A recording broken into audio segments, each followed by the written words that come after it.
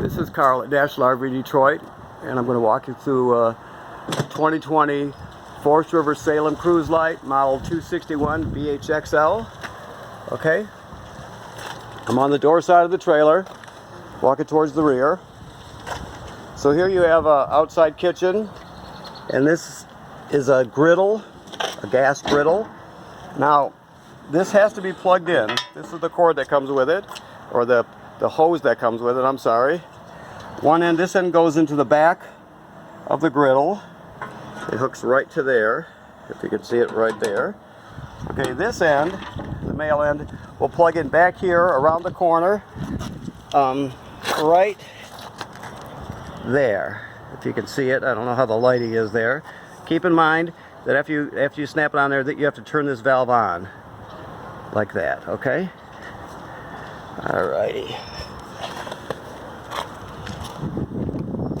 This is just a spray port for your, you get a sprayer with it to hose things down, kids and bikes and dogs and what have you. Your refrigerator is works on 110 AC. There's the spray nozzle and the spray hose that we were just talking about. Okay, this is just, as soon as you plug your trailer in, this will turn on. Okay, now your stabilizers have a, up front in the front pass-through compartment, there's a drill attachment with a 3/4 inch socket, so you can actually crank that using your electric drill. That's what most people do these days. This trailer has an added feature that's usually an add-on, but it's standard with this one. It's called a strong arm. So basically what you're going to do is you're going to make sure that this T-handle is loose. This is how you tighten it up. Okay, so it's loose. Then you're going to put your drill on here and drill it down till it hits the ground and takes the shake out of the trailer. You're not going to lift the trailer with these, you're just going to take the wiggle out of it. Then when it's in the down position, you'll tighten this up. And when you tighten this up, it'll put tension at this, where this inner tube slides into the outer tube, and it'll keep it from moving forward and backwards, so it just is a more stable trailer with these. There's one of these on each corner, so you have 4 of them. Okay? This is just power. Outside power for a coffee pot or whatever you want to put out here. You got a power awning with an LED strip, outside speakers. Your steps fold into the trailer and out of the trailer. If you need to adjust the legs, you see you have adjustment holes here, and then you have this pin. You just pull the pin and then you can adjust the length of the legs to the terrain that you're on.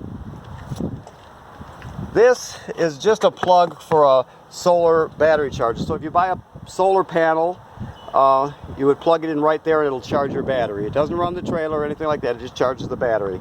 This particular model is a Furrion. Okay? Alright, so here you have your hitch. It's a weight distribution hitch with built-in sway control. It's a good hitch, and it's a Husky centerline. So we're going to show you how it works when you come here, but if you need to refresh your memory, you can go to the Husky Centerline website, and they have links to their hookup video, and you can refresh your memory doing that. Okay, this is a dump hose that comes with it. This plug adapter adapts your 30 amp plug down to a 15 amp household plug, so you can plug this trailer in at home, but just keep in mind the air conditioner will not run on 15 amps. It'll eventually pop a circuit breaker, so you can run everything in the trailer but not the air conditioner on 15 amps. If you have a 30 amp at home, then you're fine, but keep that in mind. Alright, so this is the drill attachment I told you about for the stabilizers. The little bit larger crank next to it is for the power tongue jack. I'll show you that in a minute, but you'll just, on the top of the power tongue jack there's a cap. You just take the cap off, and you can put that crank on there. If it fails, you can crank it manually.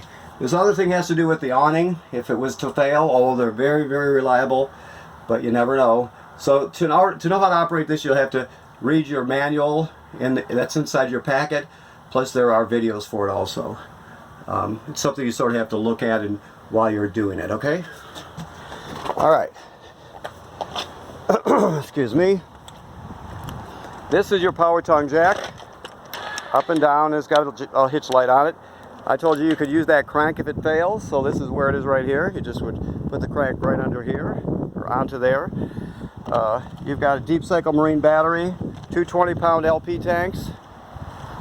It's an automatic changeover regulator, LP regulator, so it's going to draw this one down first, then when it's empty it'll switch to this one, back and forth. So when you hear it drawing from this tank, for example, you'll know that one is empty, so you'll get that one filled, and you just keep doing that and you should have no problems. This also has another feature. It's a kill switch for the battery right there. It's very useful. When you put this into storage, you could just shut off the battery. The carbon monoxide and LP gas detectors are hardwired to the battery, so even if you shut all the lights off, it's still going to draw power. This way you can save your power in your battery by shutting it off in storage. Now all other times you're going to leave it on because your tow vehicle charges this trailer, your power converter charges the trailer, so you'll keep it on except when you put it into storage. Okay. Moving on the off-door side, that is the furnace vent. This is how you get water to your trailer. There's two ways. The most common way is the city water connection. So you're just going to hook your hose up there, turn on the tap, and your trailer's pressurized, ready to go. Now if you go to a campground that does not have plumbing on the campsite, you have an onboard fresh water tank that you can fill right through here. So you would fill that up, and then you use the electric water pump that's inside the trailer. It runs on 12 volts. I'll show you that when we get inside, but you can still have full functioning water system without having city water. 9 times out of 10, the campground you go to is going to have city water, unless you're a really, really, really rustic camper. So, but you do have both options, all right? Okay, this is your power cord. 25 feet long, 30 amp. I showed you the adapter if you want to plug it in home. Okay. Here, let me look around the back to see where we're at here. Okay, so here are your dump valves. Okay. So, the black one is obviously for your black tank, which is toilet, water, and waste. The gray one is for your gray tank, sink, and shower water. So, basically you'll put your hose on here, the other end goes into the dump station. Then, you'll dump the black tank first. Then you'll dump the gray tank. The reason you dump the black tank first, I don't know if he's dumped this yet, so there could be some water concussion out. We're water testing it. Okay, good. So you'll dump it, let me show you. I don't know if I was pointing the camera at you. You just dump it by pulling the gate valve out like that.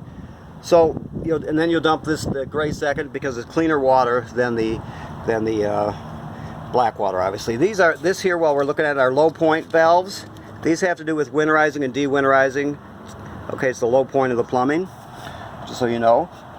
Now, this has an added feature called a black tank flush. So, keeping the black tank valve open, you'll come around here, you'll hook your hose at the dump station right onto here and turn it on. It will spray the inside of your black tank and clean the tank and the sensors out really well.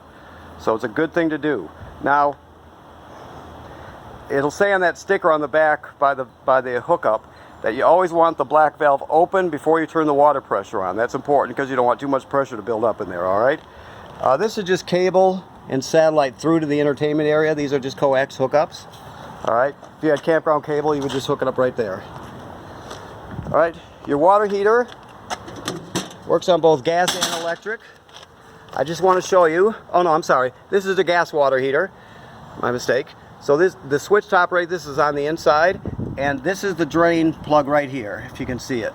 It takes a 1/16 inch socket to pull it out. It's got an anode rod on it, so it's really long. And before you ever pull this plug out, you always want to let the pressure out by pulling this pressure release, because it makes sure it's not hot water in there. You don't want to burn yourself, but you let the pressure out, otherwise that'll come shooting out of there like a cannonball with a couple gallons of water behind it. So always let the pressure out first, okay? Also, this housing tells us that this is pre-wired for a backup camera. If you get a camera, we sell them up front in our parts department. You can talk to our parts people if you're interested. But it's a Furrion, and if you buy a camera separately, no matter where you get it from, it has to fit in this housing. So make sure you get the proper camera. Basically, when you turn on your running lights, it lights up the camera so you can back up and see where you're backing up, or you can keep it on going down the road, whatever you want to do. Also, while we're looking up, you have to inspect the roof of your trailer. This is very important. This applies to every trailer ever made. So you want to inspect it 3 times a year at least. So we figure in the spring and in the fall and in the middle of the summer, you're going to go up on the roof. You can walk up there, there's no problem. You look at all the sealant on the roof. There's a lap sealant called Dicor that seals all the moldings and attachments. So you're going to walk around and inspect it, make sure there's no cracking or separation happening. And if you see it, because some year you will, all trailers eventually have to be touched up. So when you see that happen, you're going to get it taken care of right away. It's very important to inspect your roof. I can't stress it enough. Okay, so let's go inside. Okay, this is your control panel. These are just lights inside, and this is your awning light here. Okay, you have your power awning switch, which is right here. Okay, I won't go all the way out with it because we have limited time. I've only got 30 minutes to get this done before my phone shuts off and I have to create another file. So basically you'll roll this out until you see the awning tube. That's why you know you're all the way out. This knob here, way down there, you can pull the whole side of the awning down on either side and tighten that knob to pitch it. So you could pitch it a little bit to the rear to have, you know, if you want water to run off, although you're not supposed to have it out in storms or anything like that. You can still pitch it a bit.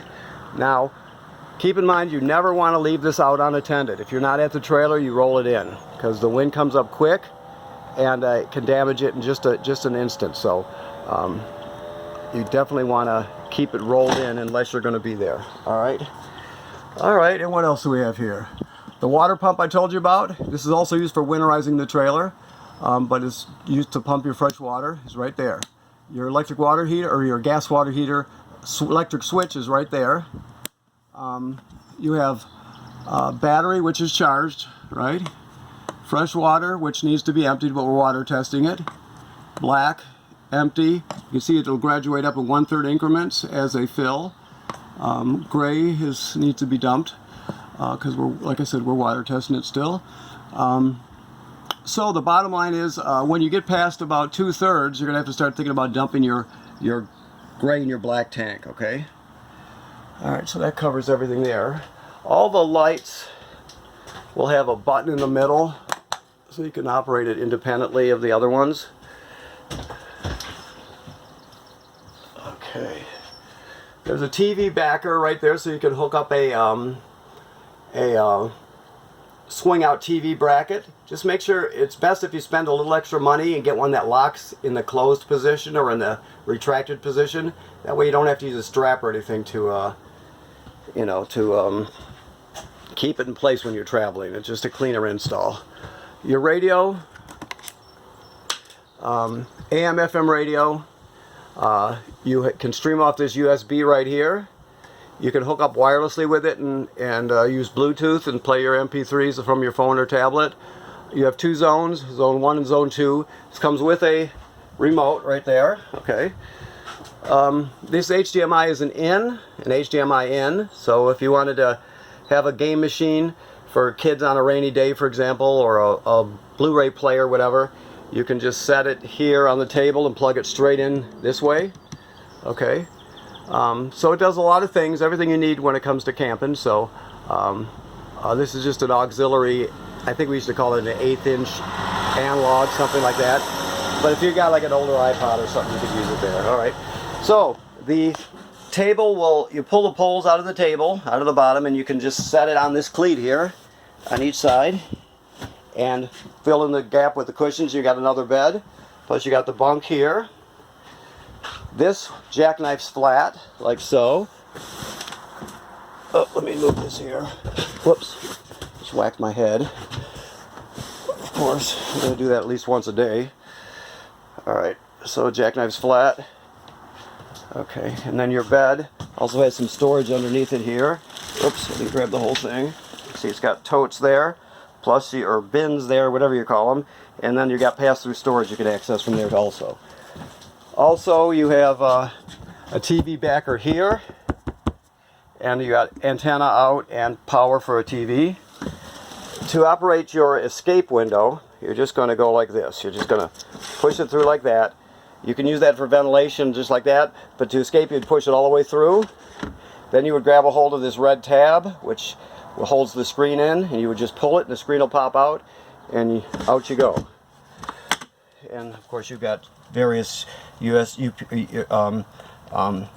charge stations around the trailer, scattered around. Okay. Alright, so we'll go to the range. I don't know if I have the gas on or not, so I can show you either way how it works. So you're going to turn it on to light, and you're going to spark it. The gas is shut off at this point, but when you spark it, this will light, and each knob, obviously, you would turn it to light, and you can spark it that way. The oven is a little different. Down here, all the way to the back is a pilot light. So what you have to have a grill lighter with a long neck on it, and what you do is you'll turn this to pilot. Whoops, I'm sorry. Turn this to pilot. Then you depress it just like that and hold it. Then you would come down here with your lighter and you'd light the pilot light back there. After it lights, you still continue to hold this for another 10 seconds or so, 15 seconds maybe, till it heats up. Then you'll go to operating temperature, and it'll cycle on and off like an oven, or a normal oven does. But when you go to off, your flame is going to go off, but so is your pilot light. So you got to relight the pilot light each time you're going to use it. Okay, you got a vent here with a light. Your microwave works like any other microwave. This refrigerator is it has a compressor like a refrigerator at home. It just runs on 12 volts, so it does have a 12 volt compressor in it. So this will run off the battery. Your alternator will keep it going when you're pulling it down the road, and then when you get to the campground and you plug in, this is your power converter. I know your trailer is a little dirty here. Keep that in mind. We're still cleaning it. I just have to get this video done because of time restrictions here. So this is a power converter. So what it does is it converts 110 AC to 12 volt DC. So right here you got the 110 AC side. You see you got regular household circuit breakers here. They're all labeled. Some things have to run on AC power, like the air conditioner or the microwave, the outside refrigerator, which I told you was an AC refrigerator. Okay, and then on this side it converts the power down over to 12 volt DC. So you got automotive type 12 volt fuses there, you can see. And they're all labeled. If they happen to blow, you can actually see the we've got to clean that up there. You can see it light up through this tinted plastic, so you'll be able to tell that. Also, if you have like a 1 in a million shot where you have like a close lightning strike or a super power surge and the 12 volt side goes out, these two 40s here are the masters. You just go right to those because it's going to be one or both of those. Okay, it's a long shot that would happen, but if it does, you don't have to fish around through everything. That's where it's going to be. Also, this is a battery charger, so it'll, as long as you're plugged into shore power, it's going to sense how much energy your battery needs, and it'll keep it charged fully. Okay. Alrighty. Your furnace is just an analog thermostat. It locks to the left. So the left is all the way off. To turn it on, you can hear the click here. You're going to turn it like that. Then to shut it off, you click it like that. Once you shut it off, the flame will go out immediately, but it's still going to cycle for a minute or two. That's normal. It just has to purge itself and cool down, okay? Now this GFCI here, all the plugs in the trailer will be wired through this right here. So even the one on the outside, if you're using a coffee pot outside, for example, and it pops, you're going to reset it right here. All right. Moving along. The shower works like any other shower. Now the toilet has a pedal right here to flush it. I'm just going to try and show you right here. Right there. So when you flush it, this is just residual water pressure here. Let me turn on the pump because he did leave some in the tank, so I can show you with water here. So we'll come over here because there is water. If you remember, I showed you on the panel up here, fresh water. It does have 2/3 of a tank because we're water testing it, so we can use that water. All right, so you probably couldn't hear that, but the water pump started up and then stopped because it's got a pressure switch. So right now it's ready to go. So to flush it, you just step on the pedal here, and there it goes. Now the bottom line is you can't use this toilet dry or without chemical. So when you get to the campground, when you first get there, obviously your black tank's empty. So you're going to hook up your water and your power outside. Then you'll come in here and you'll take your toilet chemical, whichever one you use. There's a zillion different kinds, but you'll read the directions, see what the dose is, and you put the dose right in the toilet. Then you'll step on this, and you'll hold it to put about a gallon or so of water in there. Some people put 2. It's just a gallon or so, or a gallon or 2. It doesn't have to be exact. You just use common sense. There's no way to tell it from a monitor panel. You just have to step on it a bit and use a little common sense. The bottom line is you can't run it without chemical and water in it. Once you've done that, you can keep flushing it normally till the black tank has to be dumped. If you were going to stay at the same campground and you dump your black tank, you'd come back in here after you dump it and repeat the procedure, chemical and a gallon or 2 of water. One last thing, when you flush it, it only fills up to here. So, if you can't hardly see this, but if you just push this pedal down a little, you can see the trap does not open, but the water valve turns on. So you can put as much water in it as you want to use it. You just have to do that each time before you use it. Okay? There you have it. Okay, there was one other thing that I want to show you. Oh, it's over here. Okay. This is the carbon monoxide and LP gas detector. It should always be green, like that. That means it's running like it should. You can do a self-test on it here. It'll go through the 2 self-tests. Gas, LP, then carbon monoxide. Coming up. There it goes. And back to green. It should always be green. Also, if it starts beeping really slow, it means your battery's low. Okay. Now, they're telling you that the antifreeze inlet, this has to do with winterization. You're going to have to educate yourself a bit or have it done. If you don't know, you may know all this stuff already. I don't know. But you can see this line right here, which is hanging out. This is the winterization line. If you were to remove this panel, or this drawer probably, but here you can just remove that panel. Everything is held in this trailer together with number 2 square-headed screws, so you got to keep that in mind. You need a bit for your drill for that. But this goes right to the water pump. And basically you would put this end into a gallon of antifreeze, turn on your water pump, and it'll pump antifreeze through the trailer. Now you can't get antifreeze into the water heater tank because it'll leave a really foul taste and a foul smell that won't go away. So on the back of your water heater, which is going to be on this one, I believe it's underneath the bunk there, there'll be a panel you can pull up. On the back of that, there's going to be bypass valves that allow you to bypass the back of the water heater, or bypass the water heater tank, I guess is a better way to put it. So you can pump antifreeze through the system, and it goes everywhere in the plumbing except for the water heater tank. So keep in mind, you never pump antifreeze in here unless you've bypassed the water heater. It's something you'll have to either have done or educate yourself a bit if you don't already know, but I just wanted to tell you a little bit about it. Okay? Alright, so I think we've got it here. I'm going to look around. Yes, I've covered everything. Obviously the controls for your air conditioner are right there. So, okay. Alright, so thank you very much for purchasing your trailer from National RV Detroit. Make sure you use this trailer a lot. It makes it, plan ahead and use it a lot. That's the key to being happy with your trailer. And also, don't forget to inspect your roof and always bypass your water heater before winterization, okay? Thank you very much.